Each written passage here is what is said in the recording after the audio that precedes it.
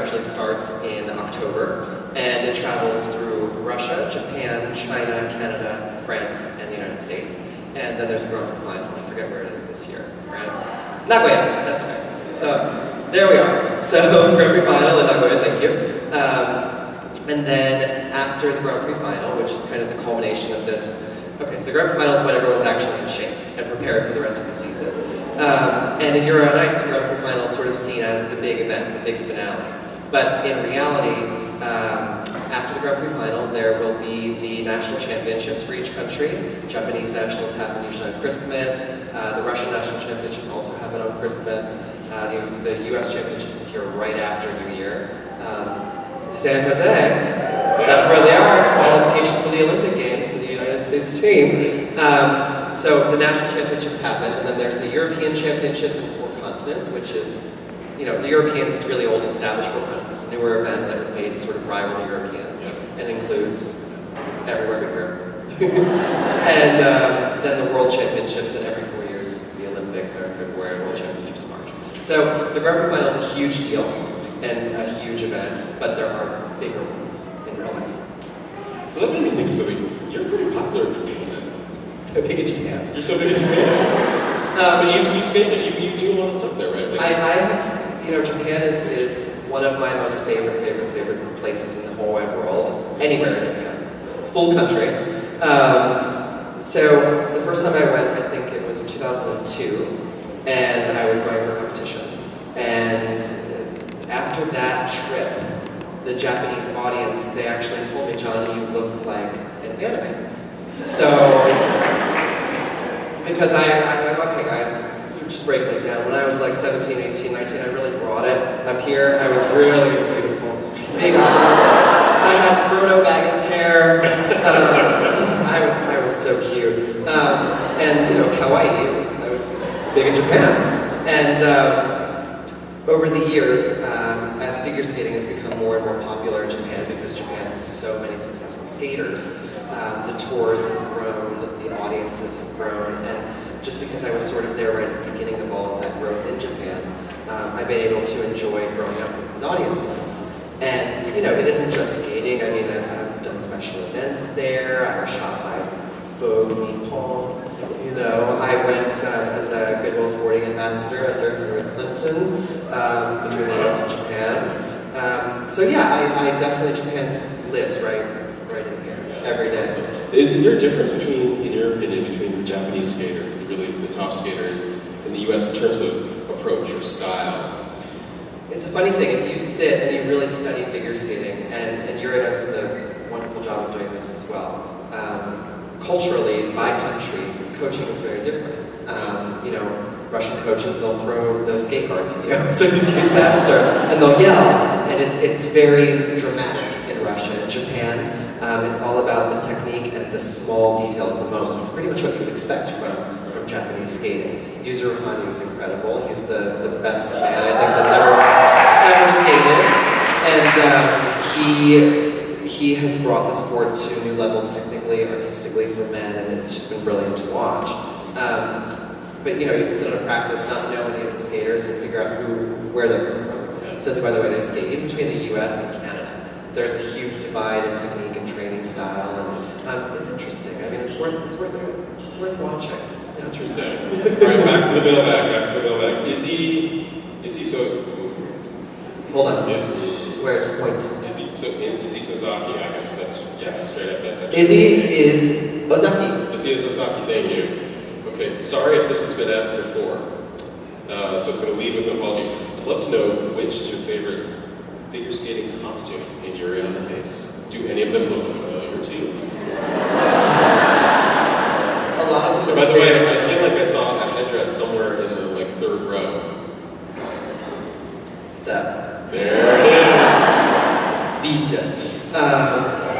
Yeah, so a lot of costumes are similar to things that I've worn. I already mentioned the bird costume.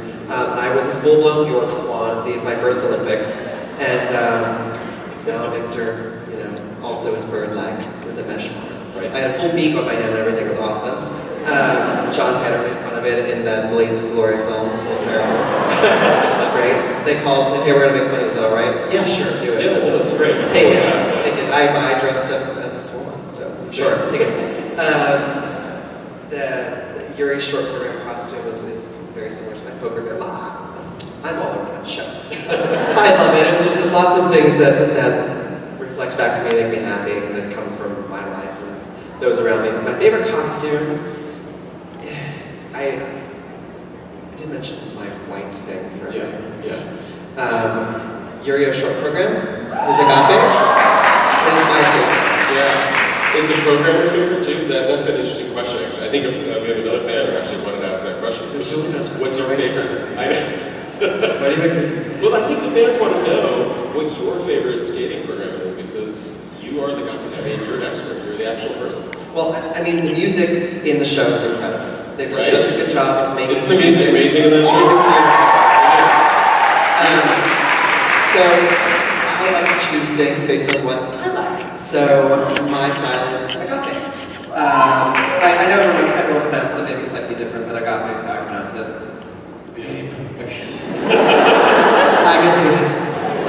But anyway, that's how I roll. I like the drama. I like the elegance. I like the. Haruki Fujioka from Oron High School Host Club. Ladies and gentlemen, please welcome Caitlin!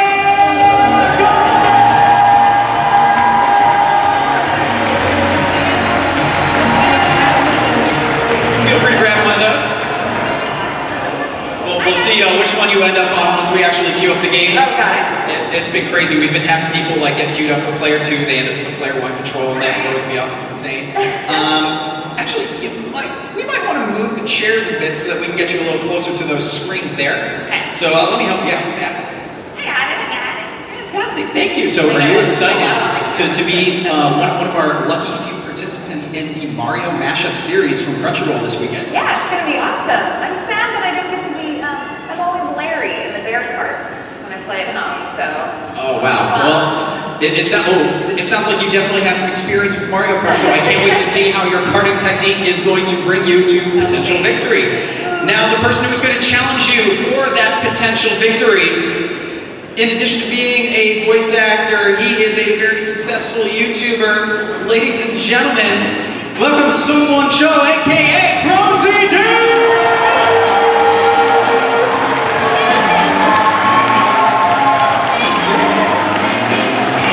Welcome. Let's get you your control. So you guys are going to have your monitors down here. You can feel free to adjust your seats as necessary. All right. So it sounds like Caitlin has some experience in the Mario Kart. How do you feel about playing Mario Kart?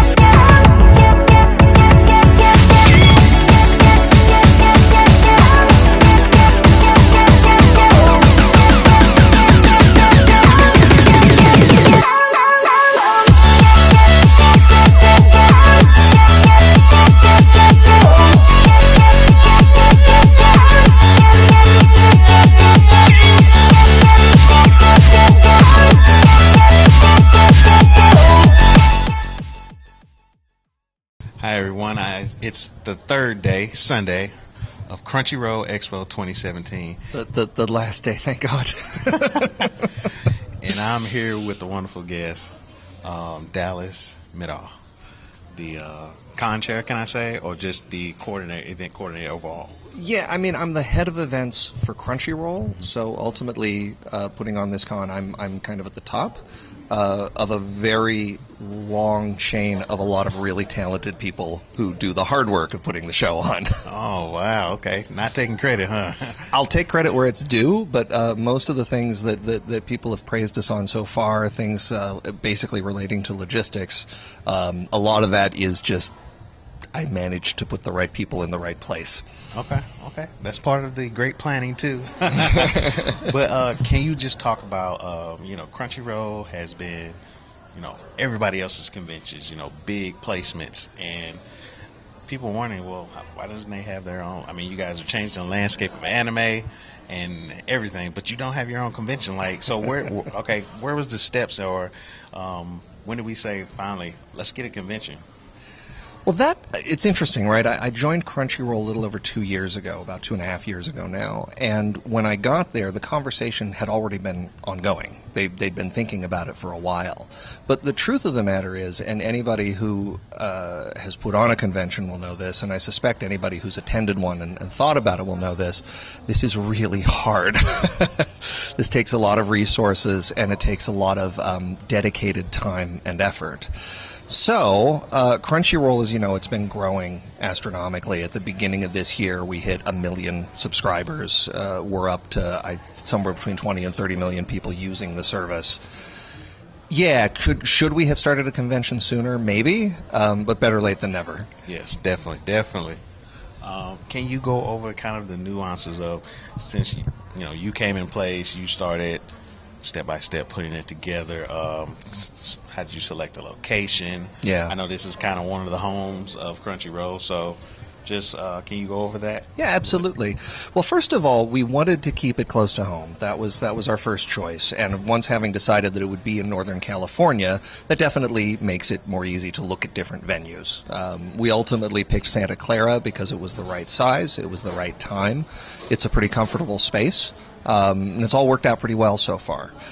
Now, the process of setting up for that, I know and swear to God, I'm trying to give you the short version here. No problem. But the truth is, as a fan, I've been attending conventions for almost 30 years. And it was about experience. It was about 15 or 20 years ago that I started going professionally. But it gave me a lot of thoughts around, what makes a good convention from the perspective of an attendee and from an exhibitor. Because I exhibited at a lot of conventions. So did Adam Sheehan, who used to work at Funimation, was in charge of conventions there. Okay. So we had a lot of really strong opinions about what would make a good show. But at the end of the day, what we knew was that there were a lot of things we didn't know. So we went out there and hired a group called Leftfield. They're actually the folks who put on AwesomeCon in D.C. just a month or two ago. They've got Anime NYC coming up in November. Nice. They are super talented at this and incredibly dedicated and hardworking. So it was a combination of those two things. Adam and I had very strong feelings about what would make this a good con. And we had some experience, and Leftfield absolutely filled in the blank areas where we didn't know what we were doing. Okay, definitely. So far, anybody I interview, whether attendee, crew, they've said, "Oh my goodness, for the first time, this Crunchyroll Expo is amazing." Like, just minute details of registrations, just getting around. It's all worked out so well. What can you say besides, your part? Well, I guess that comes back to that combination of Leftfield's experience, because they have a lot of experience putting on shows. I only listed a couple of shows they do. They do a lot of other shows, too. And, again, approaching it from the perspective of an exhibitor. What does an exhibitor want to make the show easiest for them? What does the fan want to see at the show? And ultimately, we were sitting down and saying, what would make this a convention that we would want to attend? with those two perspectives. You know, as an exhibitor, it can sometimes be a little difficult. You know, especially with a first-time convention that's figuring things out. But we just went in and took that experience we had and tried to cover as many bases as we could. Awesome. That's awesome. It's been great so far. Next year, are there plans already being made? Next year, plans are being made, but in all honesty, we actually had to get through this one first. But I feel pretty confident you'll see Crunchyroll Expo again next year. Awesome, awesome. And have you been getting the same feedback from fans, attendees, exhibitors? Yeah, I mean, one of the things that I do when I'm talking to anybody is I really try to encourage them to give me negative feedback, because they may be talking to me and feel like, oh, I don't want to criticize this in front of him. And so I've gotten some, which has been great, and it's all been very constructive. But having said that, overall, the feedback that I've received is that people are having a good time and that the show is well run. And that, having me and the team, having worked on this so hard for a long time, is just an incredible feeling of relief, because that's what we wanted. We wanted it to feel seamless. And again, we're not perfect. We absolutely have some things we want to change for next year. Okay. But if by and large people had a good time from the perspective of panelists, fans, exhibitors, guests, people from Japan, universally everybody seems to have been pretty happy, and I could not be happier about that. That's great. It's great. I want to thank you for doing this interview. You didn't have to. No, it's my pleasure. Crunchyroll is amazing. It's amazing. It's a company I'm very proud to work for Crunchyroll. Awesome. Awesome. That's great. Thanks. All right. I appreciate you. Thank you. All right. And then